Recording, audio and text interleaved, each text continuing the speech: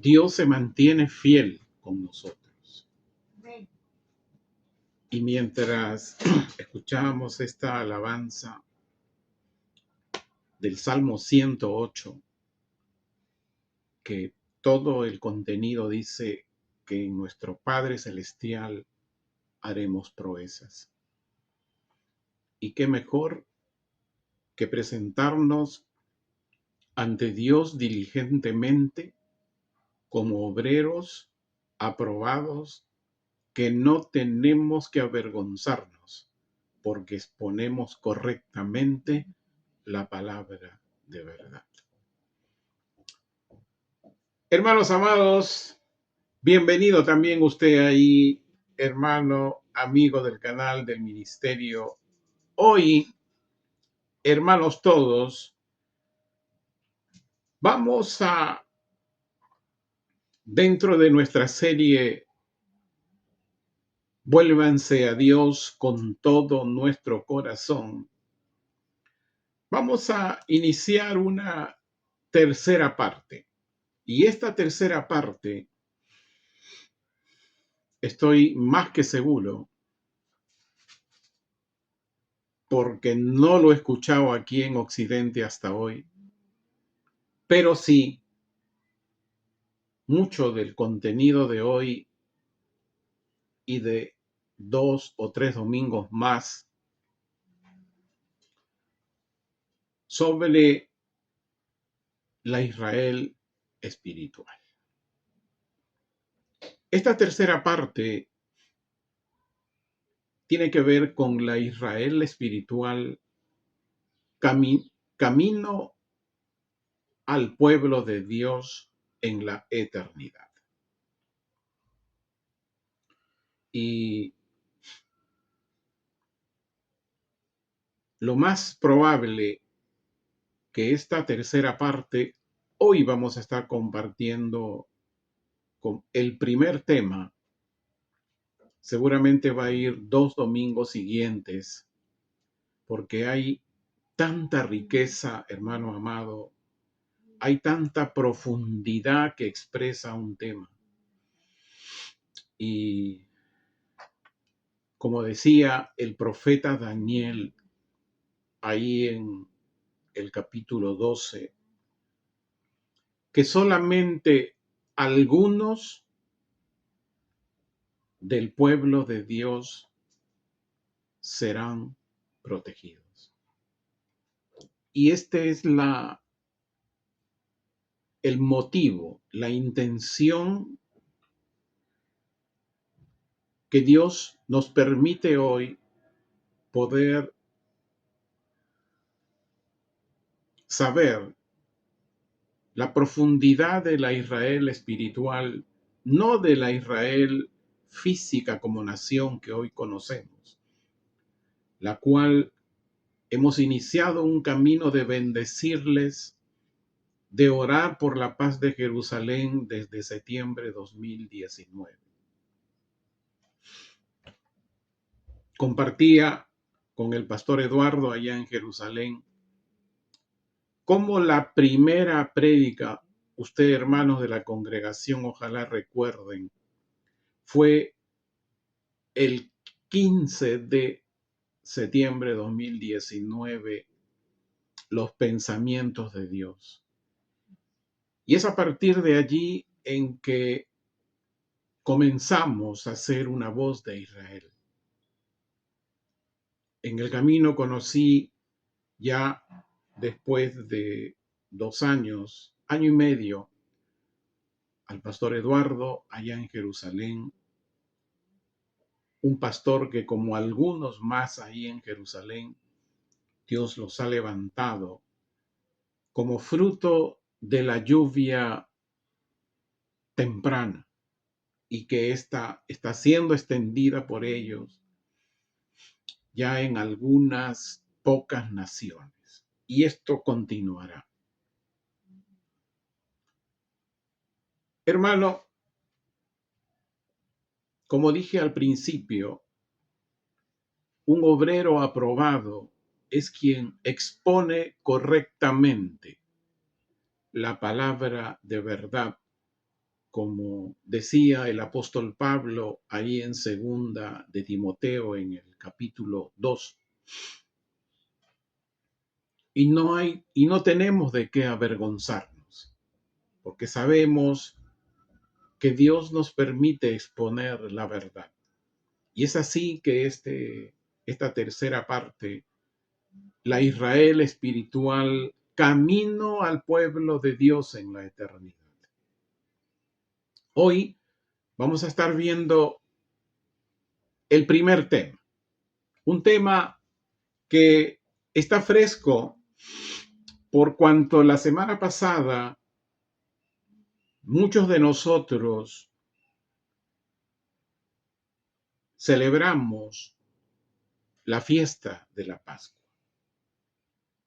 Y comentaba con mi esposa, con la pastora Marita, y hoy comparto con ustedes, el próximo año vamos a festejar este día de la Pascua y qué cosas compartir ese día, ¿no? Me preguntaba una hermana, y esto seguramente va a ser como un misil espiritual, justamente el domingo anterior a la fiesta de la Pascua, si podíamos comer todo. Por supuesto. El gran problema es que la iglesia en Occidente se infectó de Babilonia. Pero imagínense los hijos de Israel cuando le dijeron, toma el cordero, ellos comieron carne. Y uno puede comer ese día, puedes comer tu carne de pollo, puedes comer tu carne de cordero, puedes comer alguna carne que nos complace ese día, pero saber el motivo. Y dicen que de preferencia ya les estaré enseñando, porque ya recibí educación en eso, de preferencia asado, ¿no? Que esté asado esa carne. Volviendo al tema, este primer tema, que seguramente serán dos más, vamos a tratar el huerto de Getsemaní, su elección y representación. Así que le animo, tome un bolígrafo, un cuadernillo y tome nota para que cuando estemos publicando este video, usted refresque, alimente más y esté un obrero aprobado. Vamos entonces, Levíticos capítulo 23, versículo 5. Antes, a los hermanos de la congregación, días antes de la fiesta de la Pascua, les compartí un par de videos en la confianza que los haya visto a los dos, porque los dos se completan. Porque si se ve uno, como que el entendimiento está a la mitad, y si solo ve el segundo, es algo que tiene que completarse. Por eso se les invitó a que vean los dos. Y si usted, hermano, ahí del canal del ministerio quiere verlo, vaya usted a nuestra lista de reproducciones en este canal que usted ve y busque usted Evangelio de Restauración 2024 y busque Fiesta de la Pascua. Ahí va a encontrar los dos videos. Bien. Levíticos 23, versículo 5, dice, en el mes primero, a los 14 del mes, entre las dos tardes, Pascua es de Jehová. Y vimos, ya de acuerdo a lo enseñado, y compartimos algo el domingo previo a la fiesta de la Pascua, una relación de días. Y nos centramos ahora en lo que nos dice Levíticos 23:5, el día 14 de Abib, que de acuerdo a la secuencia venía a ser el jueves. Ese jueves, en la noche, después de la última cena y después de la traición y del momento de la traición de Judas, que se conoció allí Jesús hizo conocimiento de sus discípulos que había uno que lo iba a entregar. Después de ese conocimiento, Jesús, nuestro Mesías, se retiró al huerto del Getsemaní, que está ubicado en las faldas, por decirle, en lo más bajo del Monte de los Olivos. Y estos retiros que él hacía, era costumbre, como lo dice el evangelista Lucas. Vamos a Lucas, capítulo 22, versículo 39 al 42. Lucas 22, versículo 39 al 42. Dice, luego salió, después de lo que les he comentado, y se retiró como tenía por costumbre. Era una costumbre de Jesús, nuestro Mesías. Se fue al monte del huerto de los olivos, el huerto de Getsemaní. Y sus discípulos también fueron tras él. Al llegar al lugar les dijo, oren para que no entren en tentación. Él se apartó de ellos a una distancia como de un tiro de piedra. Interesante estos relatos. Y poniéndose de rodillas, oraba diciendo, Padre, si es tu voluntad, pasa de mí esta copa. No se olviden de esta copa, que si ya usted vio los dos videos,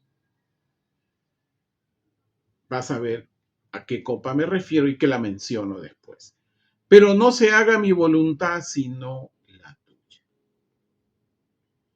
Esta copa era una de las 4 copas que tomó Jesús el Mesías. Jesús oró en el huerto del Getsemaní antes de ser arrestado. ¿Qué significa Getsemaní? ¿Qué significa este término? Significa prensa de aceite. Getsemaní era un jardín donde crecían árboles de olivo.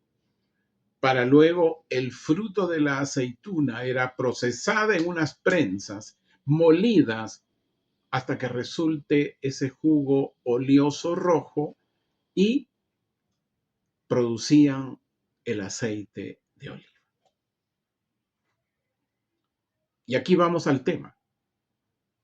El huerto de Getsemaní, ¿por qué fue elegido y qué representa hoy? No solamente para un creyente, sino también para el mundo de hoy. Y vamos a resolver este tema dando respuesta a 2 preguntas. Número 1, ¿por qué eligió Jesús, el Mesías, un jardín? ¿Por qué eligió Jesús, el Mesías, un huerto? Que en Israel, en Jerusalén, son términos iguales, semejantes. Vamos a entender esto porque entender el Getsemaní es muy profundo.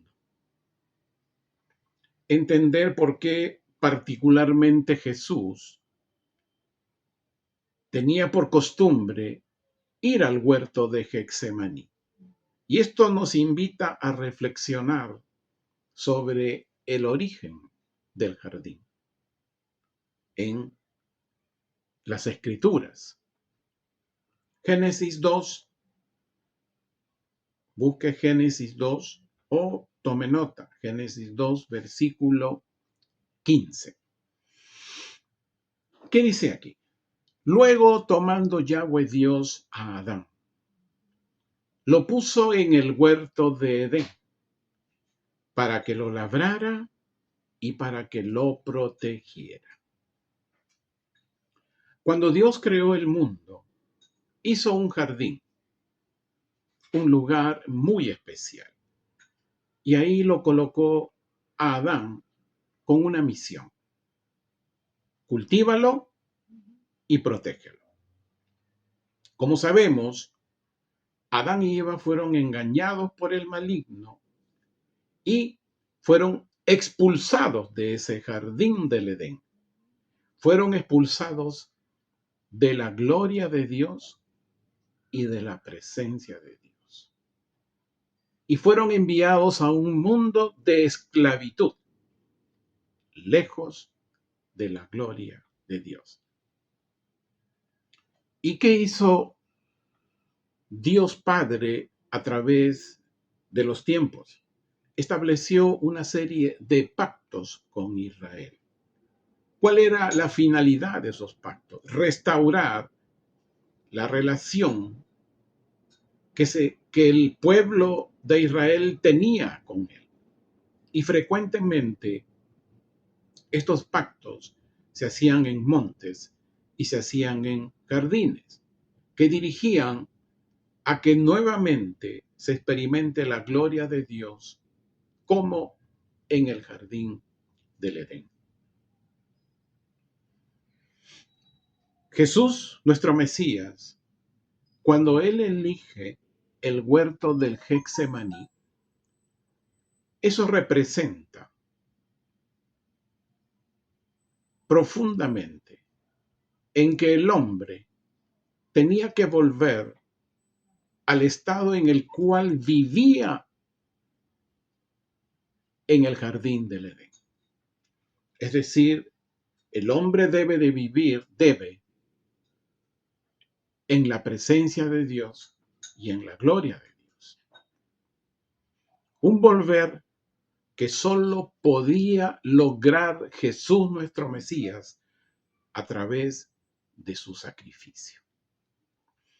Entonces, ¿por qué eligió Jesús el Mesías sufrir en el huerto del Getsemaní?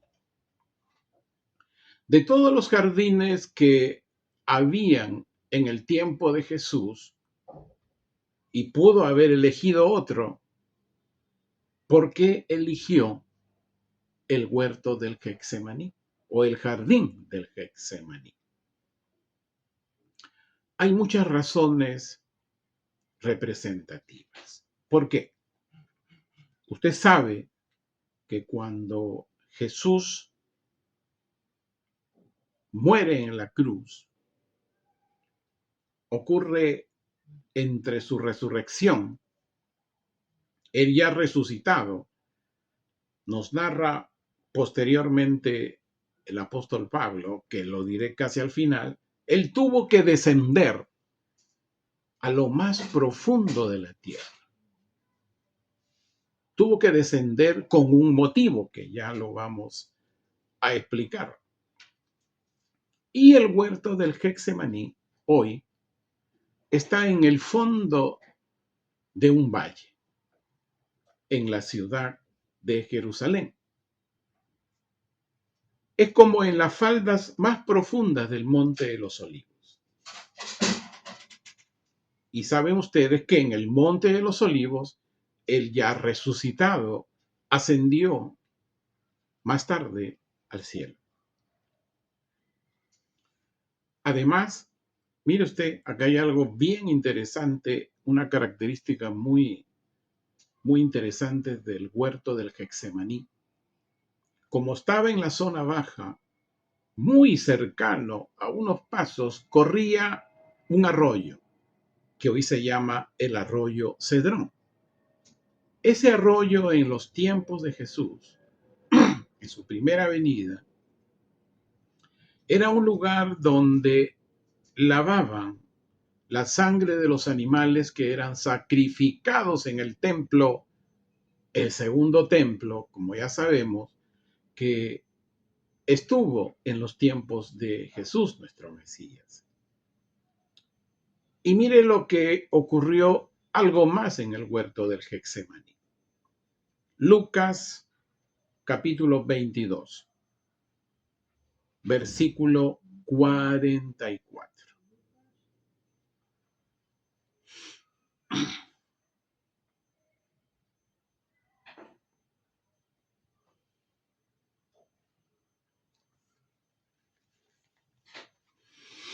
Lucas 22, versículo 44. Y estando con temor, Jesús estaba orando, oraba con mayor intensidad, de manera que su sudor era como espesas gotas de sangre, y se postró en tierra. Jesús, como verdadero Cordero de Dios, Él se sacrificó. Y lo más probable, ante este pasaje que hemos leído, debe haber ido un momento a este arroyo de Cedrón a lavar su rostro de sangre. Interesante. ¿Coincidencia, casualidad? No. Profético. Ese arroyo Cedrón, como les digo, está muy cerca al huerto del Getsemaní. Ya les hemos dicho que el significado de Getsemaní es prensa de aceite, que es muy representativo respecto a la expiación de Jesús el Mesías. Actualmente hoy en Israel festejan la fiesta del Yom Kippur, que justo tiene que ver con este tema de la expiación de Jesús el Mesías, que son unos días siguientes al nuevo año, a la fiesta de las trompetas con que inicia el nuevo año allá en Israel. Hasta aquí hemos estado viendo del por qué en esta primera parte Jesús elige el Getsemaní, un jardín, porque en ese jardín algo construyó Jesús nuestro Mesías, por que continuamente, como dice Lucas 22, era costumbre que Jesús nuestro Mesías vaya al huerto del Getsemaní a orar. ¿Y por qué? ¿Qué representa el huerto del Getsemaní? Tiene un significado muy intenso, muy profundo. Representa indudablemente el momento en que Jesús, nuestro Mesías, iba a ser prensado por nuestros pecados, es decir, molido, como dice el profeta Isaías, molido por nuestros pecados. En este jardín, Jesús experimentó una agonía muy intensa hermanos amados, muy intensas.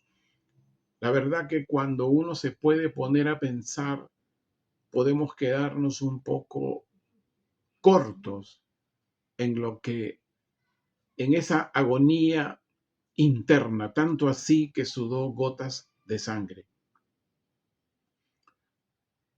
Este sufrimiento por usted y por mí, extremo, fue, dice, el resultado de la angustia que él tenía que enfrentar para que la tercera copa de la fiesta de la Pascua cumpla el propósito de la redención, el precio por nuestro rescate de un mundo de esclavitud.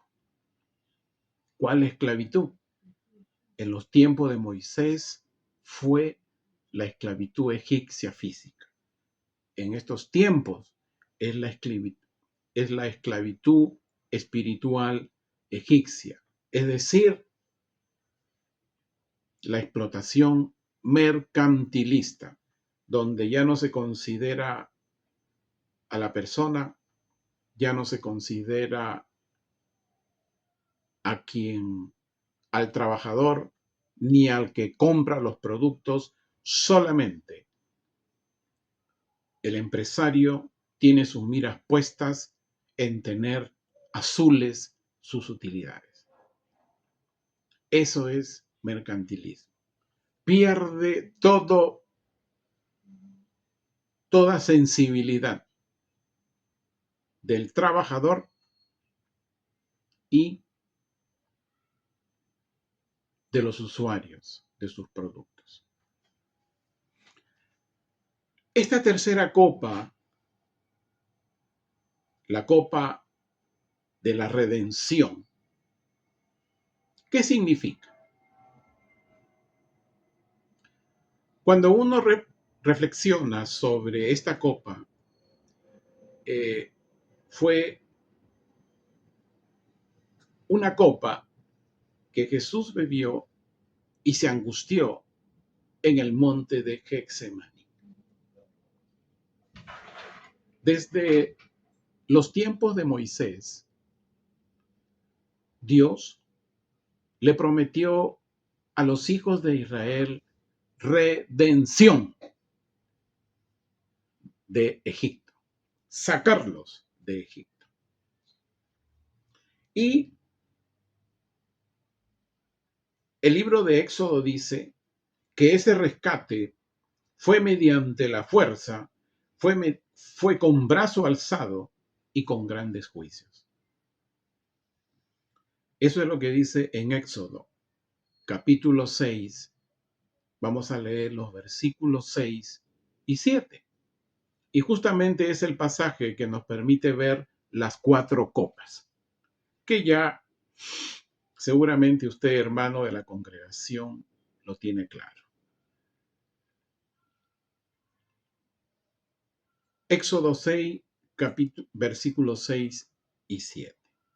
Por eso di a los hijos de Israel: yo soy Yahweh, su Dios, que los sacaré de la opresión de los egipcios, primera copa, y los libraré de su servidumbre, segunda copa. Los rescataré mediante fuerza, con brazo alzado y con grandes juicios, tercera copa. Los tomaré como pueblo mío y yo seré su Dios, cuarta copa. Explíquenos, pastor. Ya les envié los videos. Solamente me voy a centrar en la tercera copa, que es motivo del tema de hoy. Los rescataré mediante la fuerza, con brazo alzado y con grandes juicios. Tercera copa. Siempre fue esa promesa. Y esa promesa, Jesús nuestro Mesías, esa tercera copa, Él la cumplió en el huerto del Getsemaní. Además, Dios prometió un nuevo pacto. del cual escribió el profeta Jeremías.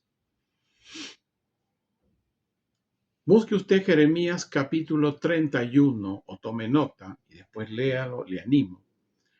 Y vamos a leer los versículos del 31 al 34.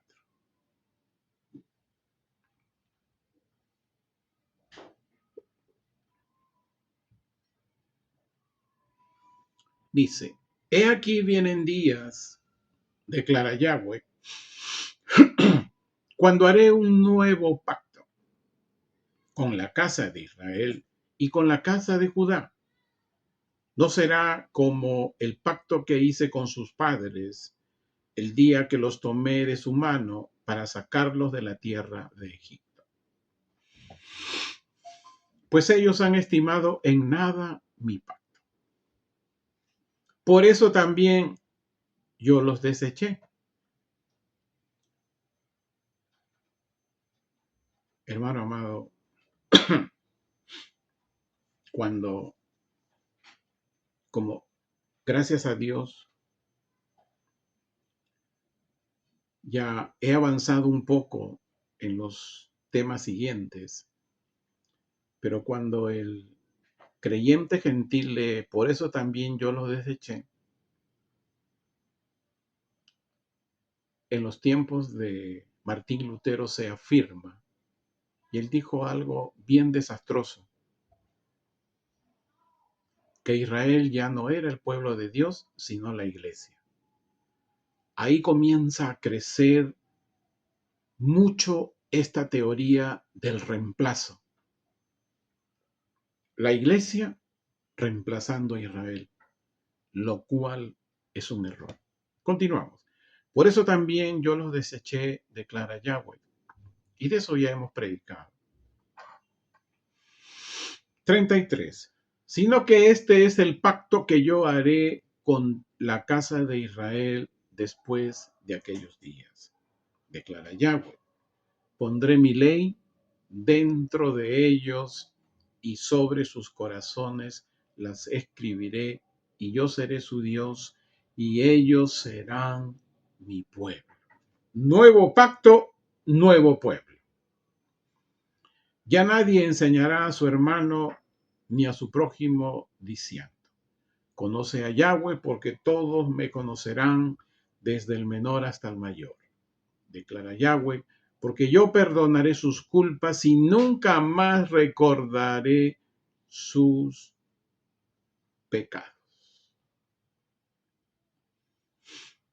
En el huerto del Getsemaní, Jesús nuestro Mesías tomó la tercera copa de la redención por nuestros pecados, por sus pecados.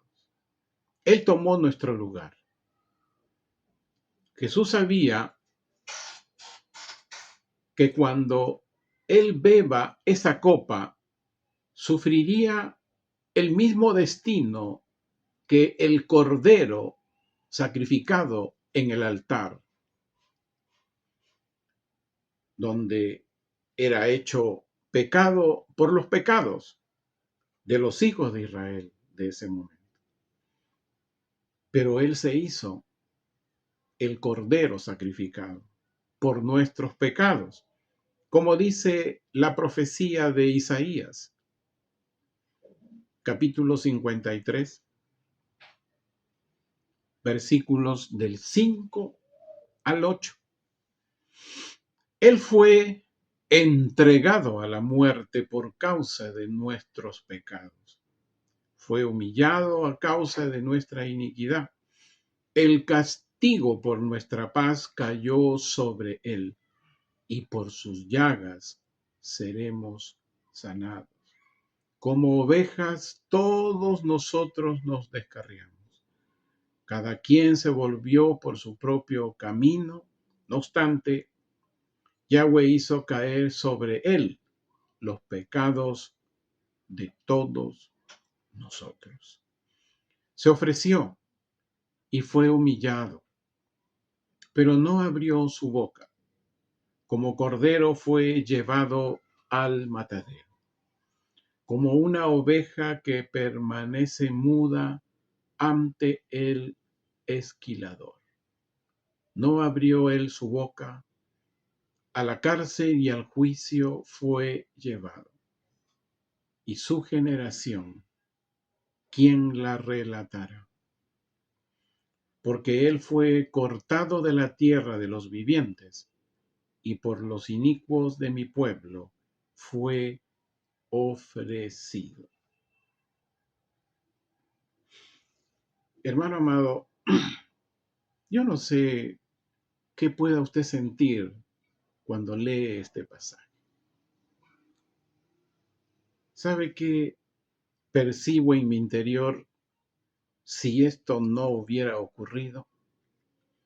¿Sabe cuál era el destino nuestro sin la resurrección de Jesús? El Seol. Ese era nuestro destino. Hades, infierno, como profundidad de la tierra. Ese era nuestro destino. Pero Jesús, nuestro Mesías, Él fue el Cordero inmolado. Sufrió por cada inmundicia, por cada pecado, por cada pésima decisión, por cada mirada inicua, por cada pensamiento inicuo y de impiedad que tuvimos.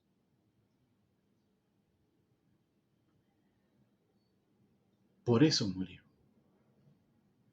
Por eso tenemos libertad.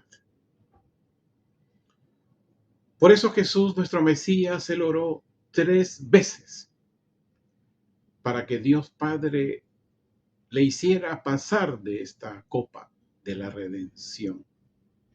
Pero en cada una de esas veces que Él oró, su respuesta fue: pero no se haga mi voluntad, sino la tuya. Jesús estaba dispuesto a beber esta tercera copa de la redención, el de rescatarnos de un sistema de esclavitud espiritual egipcia en que estuvimos y en que hoy están muchísimos, muchísimos. Jesús estuvo dispuesto a beber esa copa para que en algún momento nuestro Dios y Padre Todopoderoso tenga un nuevo pueblo con un nuevo pacto y así reciban la vida eterna. Hoy, hermanos amados, estamos entendiendo ya que el huerto del Getsemaní, un lugar que frecuentemente iba Jesús el Mesías a orar, tenía un motivo de eternidad, un motivo de eternidad. Tal vez yo pueda pensar usted que él iba y oraba allí por algo. Y él sabía que después de su resurrección, porque él sabía el plan de Dios en su vida, porque era Dios, que después de su resurrección iniciaría la construcción de la Israel espiritual, del árbol de olivo. Él quería que el hombre nuevamente vuelva a vivir como vivió en el jardín del Edén, en la presencia de Dios y en la gloria de Dios. Ese árbol de olivo, en Getsemaní habían muchos árboles de olivos, pero él seguramente tenía un árbol de olivo preferente. Y ahí oraba por ese árbol de olivo espiritual. Él sabía que tenía que iniciarse a construir en un momento y que era necesario que él tomara esta tercera copa de la redención para que inicie un nuevo pueblo para Dios con un nuevo pacto. Y ese árbol de olivo iba a tener y tiene hasta el día de hoy dos ramas, la rama natural y la rama silvestre, que es el nuevo pueblo de Dios que va a ir caminando hacia la vida eterna. Hermano amado, en el huerto del Getsemaní se tuvo, a mi entender y reflexionar, el lugar más dramático de toda la historia del mundo.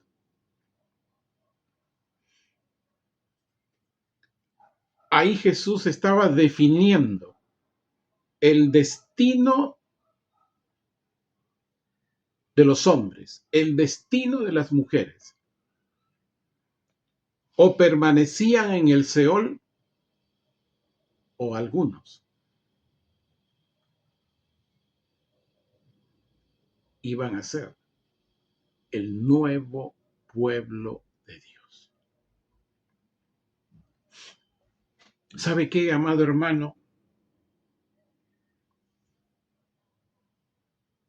Jesús, cuando él vino y se enfrentó a los fariseos, tenía un lenguaje para ellos, y un lenguaje muy fuerte.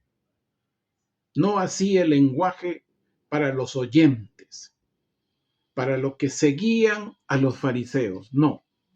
Él tenía un lenguaje muy fuerte para el fariseo religioso, que conociendo la ley, pero la alteraron, pusieron todo lo que les convenía, alteraron, transgredieron la justicia de Dios y pusieron su justicia con fines doctrinales, con fines religiosos. ¿Y sabe qué, amado hermano? En estos días ocurrió un evento mundial allá en Roma. Y cuando yo veía a la gente, los noticieros, periodistas, personas, dolidos por ese evento, mi compasión estaba por ellos, porque esa religiosidad no les impedía ver. Su destino estaba en riesgo y está en riesgo hasta este momento. Pero la dureza de mis pensamientos contra aquellos que los dirigen. Y Jesús fue bien determinante. Tuvo palabras duras con el religioso. Les decía sepulcros blanqueados, ser víboras serpientes, porque por causa de ellos conducían a muchos al Seol. Hermano amado, ¿cuál es nuestra actitud de hoy? Nuestra actitud es darle gracias a Jesús, nuestro Mesías. Gracias porque cada día podemos decir gracias por ser un obrero aprobado, que no tengo de qué avergonzarme, porque nos enseñas, Abba Padre, la palabra de verdad y que se extiende. Sé, hermano amado, que no solamente aquí en el Perú, sino en muchas naciones, lamentablemente la teoría del reemplazo, la religiosidad, es una senda oscura que no permiten ver, ni diferenciar. Y usted me dirá que Jesús era tremendo. Sí, lea las escrituras, cómo le decía a los fariseos, su lenguaje para ellos, conductores a un destino sin él.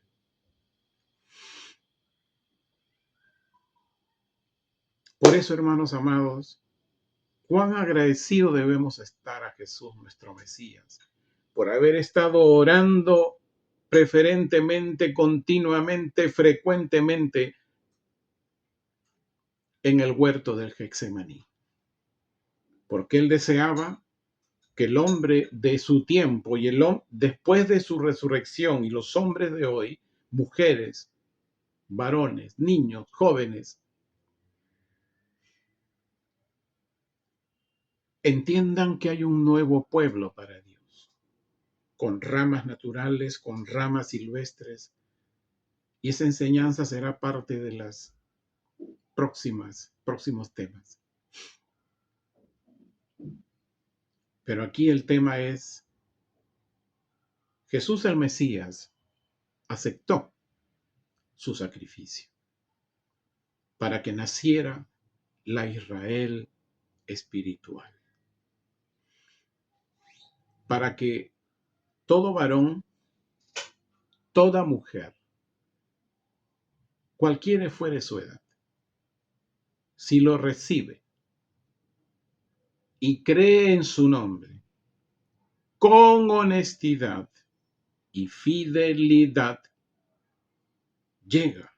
tiene derecho a llegar en algún momento a ser un hijo de Dios, parte de ese nuevo pueblo de Dios, salvos por su gracia.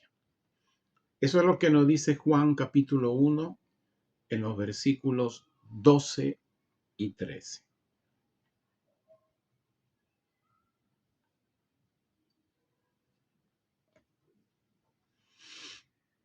Pero a los que lo recibieron, a los que creen en su nombre, les dio el derecho de llegar. Hay un caminar, hay una meta, pero hay un inicio. Recibir y creer en el nombre de Jesús nuestro Mesías. ¿Quién es Él? ¿Qué representa? ¿Por qué de su sacrificio? El porqué de las copas que Él bebió. ¿Por qué de las 4 copas? Dice, y cuando uno es honesto y es fiel a la palabra correcta de verdad, dice, llega a ser un hijo de Dios. Esa es la meta. Porque a ser un hijo de Dios se inserta y es parte del nuevo pueblo de Dios, donde hay ramas naturales y hay ramas silvestres. ¿Quiénes son? En los próximos temas estaremos enseñando. Entonces la Israel espiritual se construyó, comenzó a construirse, inició cuando Jesús, nuestro Mesías, resucitó. Y seguro usted se preguntará, oiga, ¿y los santos del antiguo pacto? ¿Ellos no van a estar en la Israel espiritual? ¿En el árbol de olivo? ¿Cómo van a insertarse? Hermano amado, los santos del antiguo pacto estaban esperando que Jesús descienda a las profundidades para tomarlos. Ellos estaban en lo que la Biblia le llama el seno de Abraham. Y fueron llevados cautivos con él en la ascensión que hizo Jesús, nuestro Mesías. En Lucas 16, versículo 22, aconteció que murió aquel menesteroso, y los ángeles lo llevaron al seno de Abraham. Y murió también el rico y fue sepultado. Le animo, hermanos amados, a que lean toda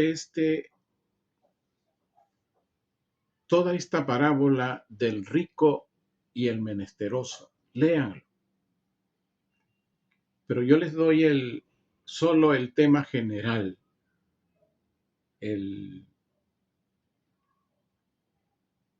Antes de que Jesús resucitara, todos, desde Abraham, ¿no? Desde Abraham hasta antes que Jesús resucitara, todos los santos de Dios que fallecieron fueron al seno de Abraham. Y los mismos ángeles llevaban a ese lugar. ¿Qué lugar? El Seol. En el Seol, cuando usted lee Lucas 16 sobre esta parábola del rico y el menesteroso, o el pobre, según la versión, ahí usted se va a dar cuenta que había una división en el Seol. Ni el uno ni el otro podía ascender, ni el otro descender. Había una línea espiritual muy fuerte. Indudablemente que los que estaban más abajo eran desde los tiempos de Abraham, Noé, desde los tiempos de Noé, para irnos más allá, están ahí abajo. Pero encima está el seno de Abraham. Todos los santos del antiguo pacto. El apóstol Pablo nos dice en qué momento todo ese grupo del seno de Abraham, los santos del antiguo pacto, fueron con Jesús. Efesios capítulo 4, versículos 8 y 9. Por eso está dicho, Él ascendió a lo alto, pero llevó cautivos a los cautivos. ¿Quiénes eran los cautivos? El seno de Abraham, que estaban cautivos en el Seol, pero en una línea espiritual divisoria muy fuerte, donde no tenían sufrimiento. Estaban esperando a Jesús, el Mesías que resucitara. Y cuando Jesús asciende ahí en el monte de los olivos, se fue con todo el seno de Abraham. Hoy están ahí ya con Jesús nuestro Mesías.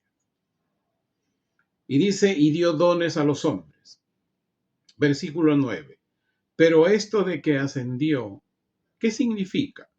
Sino que también había descendido primeramente a las regiones más profundas de la tierra, el Seol. Porque la redención no solamente iba a ser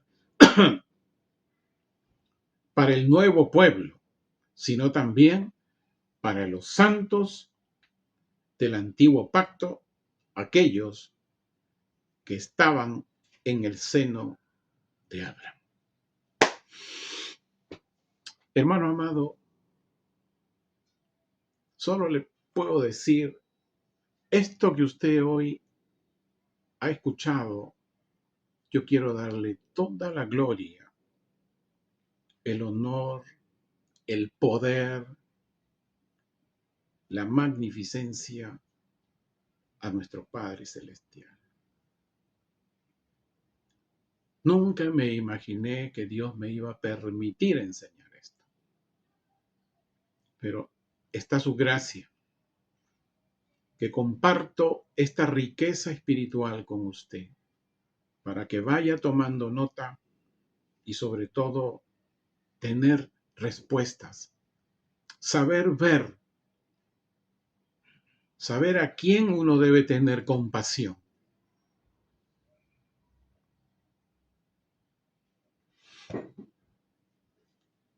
Hermanos amados del canal de ministerio, que Dios me los bendiga y que realmente nuestro Padre Celestial resplandezca en sus corazones.